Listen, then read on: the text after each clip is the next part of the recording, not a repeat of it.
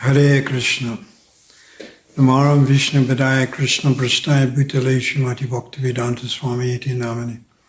Namaste Saraswati Devi Gauravani Pacharine. Nivisheshishunyavadi Praskachante Shatarine. Vanchakalpaturubhyasya kripasindhuvya patitanam pavanebhyo Vaishnavebhyo namo namaha. Chaitanya Charitam Bhoja Mukundala Upajayesham Prasadam Vachana Paramapyam Bhavad. Pangam Lagayate Selam Mukhavat Tekripatamam Krishna Chaitanya Shiguru Dinataranam.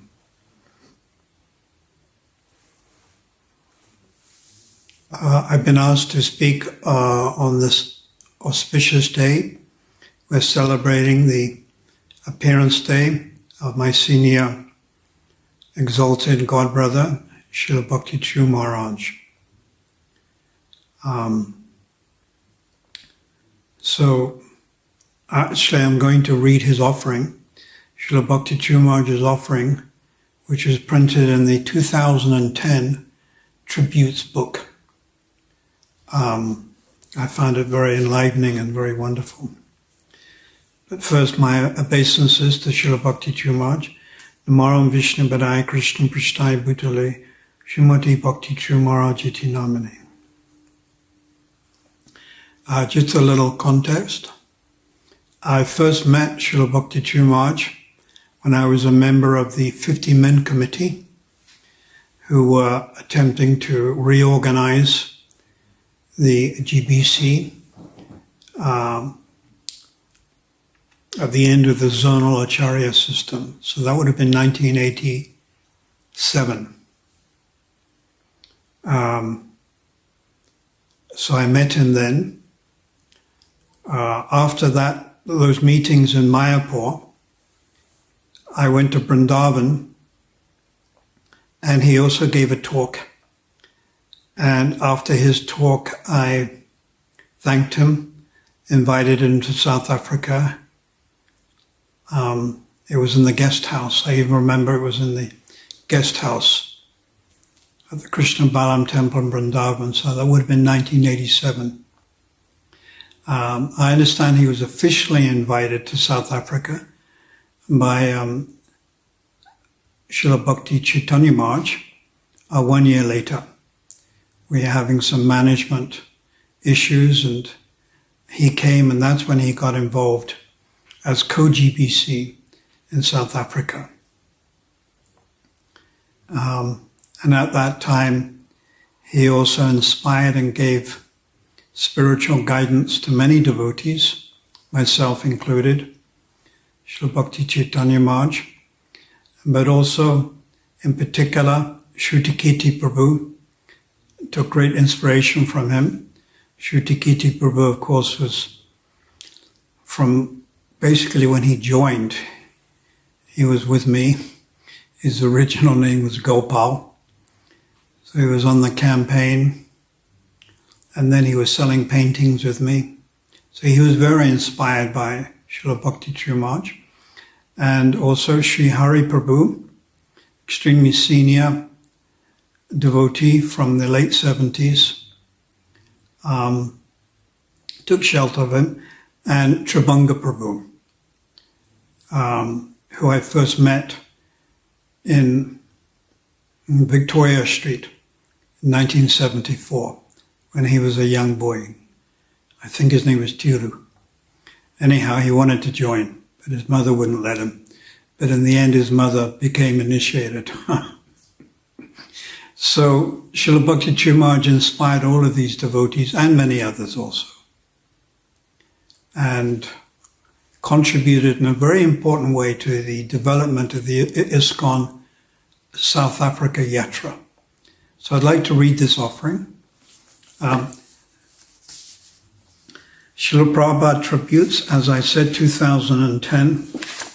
Srila Bhakti Charu Maharaj is speaking. Dear Srila Prabhupada, please accept my humble obeisances at your lotus feet, my eternal shelter. There was a time when I used to write to you almost every day, reporting my activities and seeking your guidance.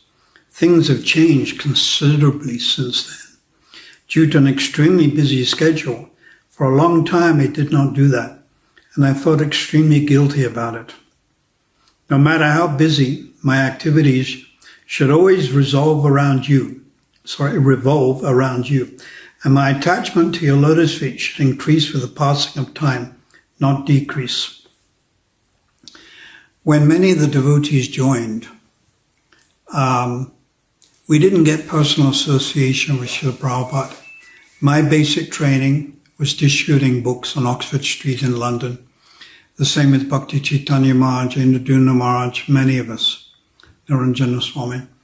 But when His Holiness Srila Bhakti Charu Maharaja joined, immediately he was made an assistant of Srila Tamal Krishna Maharaj with the purpose of assisting Srila Prabhupada. The GBC in January 1977 made Tamal Krishna Maharaj permanent secretary. So Bhakti Charu Maharaj was like his assistant. So Srila Bhakti Charu Maharaj's training was simply to serve Prabhupada, but in a personal way, one-on-one. So this puts him in a slightly different category. He had so much personal association and was trained by Prabhupada. So continuing, Srila Prabhupada, Bhakti Charu Maharaj says, you taught us the best way to serve you is by serving your ISKCON. Now we can understand why you said that. This wonderful institution is your divine arrangement for spreading Krishna consciousness all over the world. And it is through this institution that Krishna consciousness will continue to spread to every town and village all over the world, fulfilling the prediction of Sri Chaitanya Mahaprabhu. Therefore, it is becoming clear with the passing of time that our most important responsibility is to serve and protect ISKCON with all our ability and means.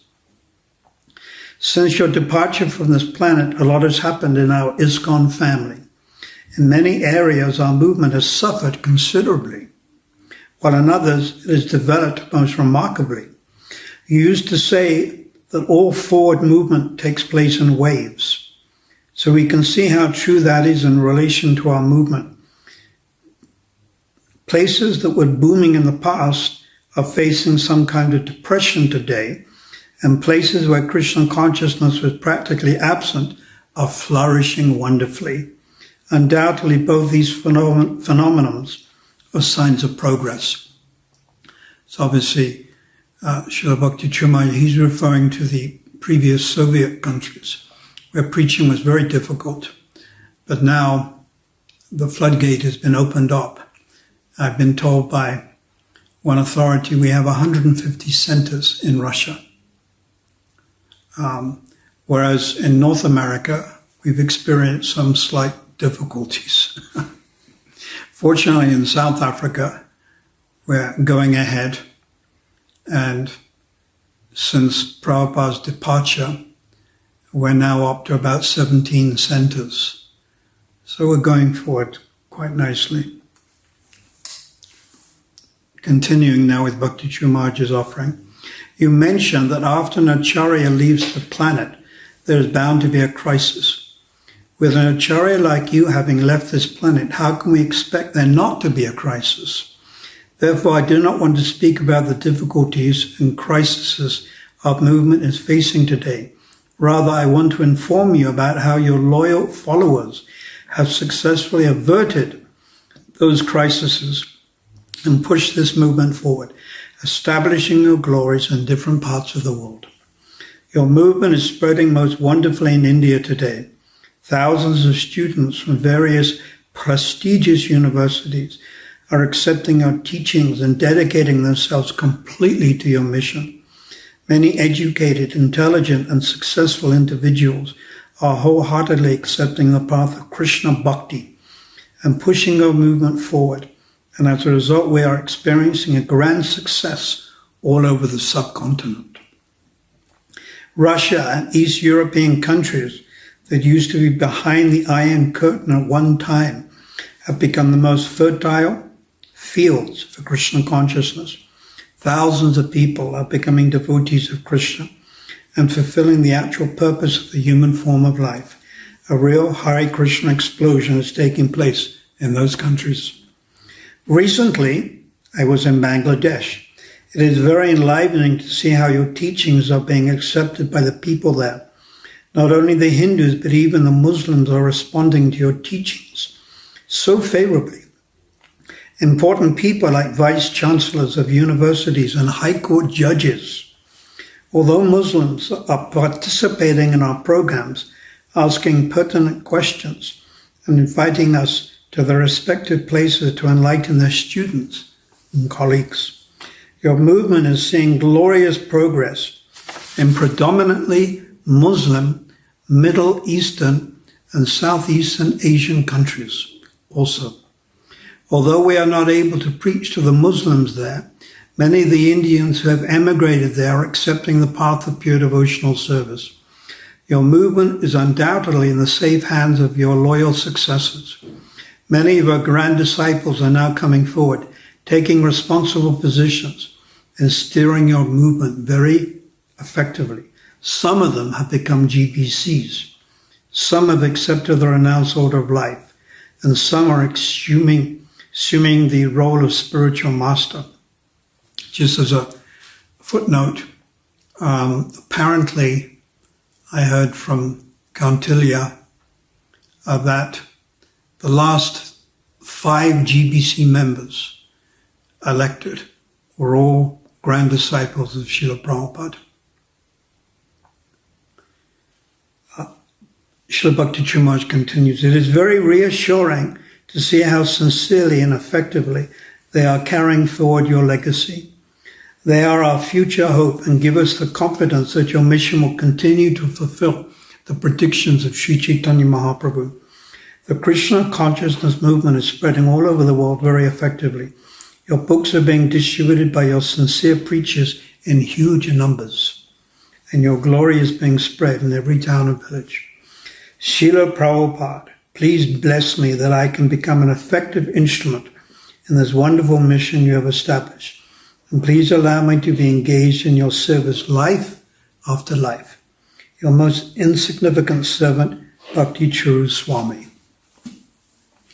So I humbly request the followers, disciples of Srila Bhakti Charu Maharaja to take seriously his mood, to cooperate within the ISKCON mission, and to try to serve Srila Prabhupada and his personal preaching mission in a selfless way. And this would be the best way to try to repay our debt back to Srila Bhakti Charu Maharaja, an extremely exalted and dear disciple of His Divine Grace A.C. Bhaktivedanta Swami Srila Prabhupada. Srila Bhakti Charu Maharaja ki jai. His Divine Grace A.C. Bhaktivedanta Swami Srila Prabhupada ki jai. Our Guru Parampara ki jai. Gau Premanandi Hari Hari Bol.